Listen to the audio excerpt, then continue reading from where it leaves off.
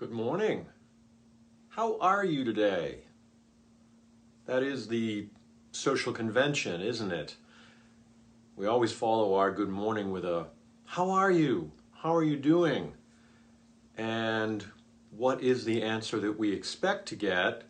Well, the reality that we hope to get is fine. How are you? But have you ever had a situation where someone's asked you, how you doing? And you're not fine. And you're just really feeling like things are going wrong. And when a friend asks that, you mistakenly look at that as an opportunity to unburden yourself and to let them know that things are not fine. If you've had that experience, how did that work? Most times people are taken aback. Ooh, wow, gee, I'm kind of sorry to hear that, but what you see in their head is really, didn't want to know that. That was a throwaway question. All I really wanted to know was, you're fine, because that's what we want. Have you ever been on the receiving end of one of those situations where someone says, well, actually, I'm not doing all that well. Let me tell you a little bit about it. Whoa, wait a minute. TMI, didn't want that. I'm going to give you another paradigm, something else to ponder here. I get asked a lot, Rick, how do I practice my faith? How do I live into it? How do I love others as much as I love myself?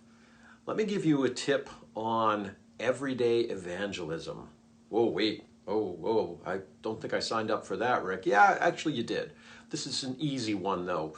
Evangelism sounds scary, but it can be nothing more than just this. When you ask somebody, how are you? And they respond, well, truthfully, not all that great. What if you were to say, oh, I'm so sorry to hear that. I'm a believer. Is there something you would like me to pray about for you? Wow, that's evangelism. You've just done two things.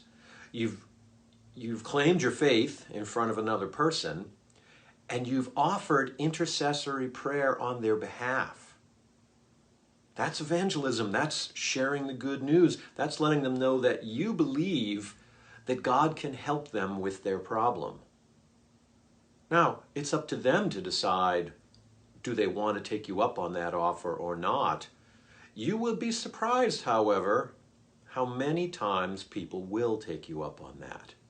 They may not be comfortable with it. They may not want you to pray right then and there, but they might say, surprisingly enough to you, oh, that would be really nice. If you would just say a prayer for my cousin, or for my relationship with my son, or for this medical test that's coming up. That's a gift to these folks. That's a gift to folks who maybe want to approach God with a problem, but don't have a comfort level doing that, don't have the words to do it. Give them that opportunity then. Give them that just quick moment of God's grace, and then follow through and pray for them.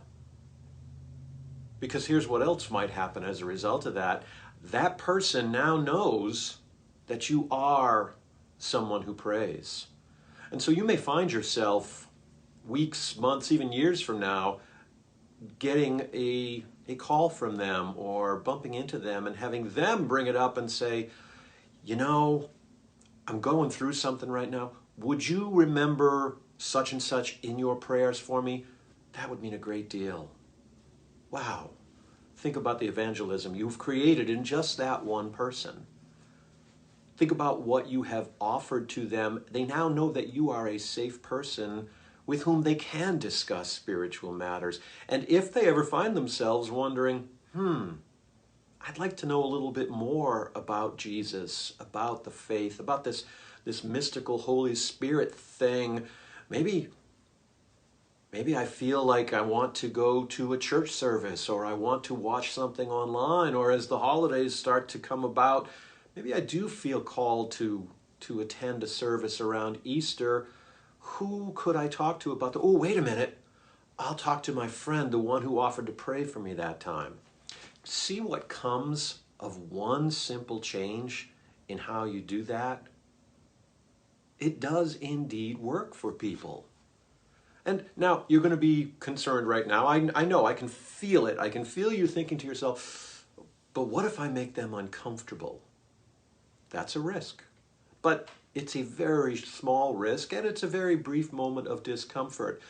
If you say to somebody, oh, I'm so sorry that you're not doing well, is there something I can pray for you about? And they say, no, I really don't believe that. Say, okay, that's fine. I'm sorry that you're feeling bad, and I hope things get better. Move on to the next thing. You've stepped out in faith. You've offered them that opportunity, and they've decided to take it or not take it. So it doesn't need to be this great moment of discomfort. It doesn't need to be something that you fear. It just, the more you do it, it sort of becomes a habit. And in doing that, you are evangelizing. You're letting the light of Christ into the world, especially when people are hurting.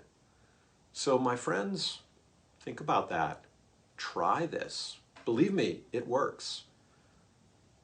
It is a tangible way that we can live into our calling to be God's people and to show love to the world.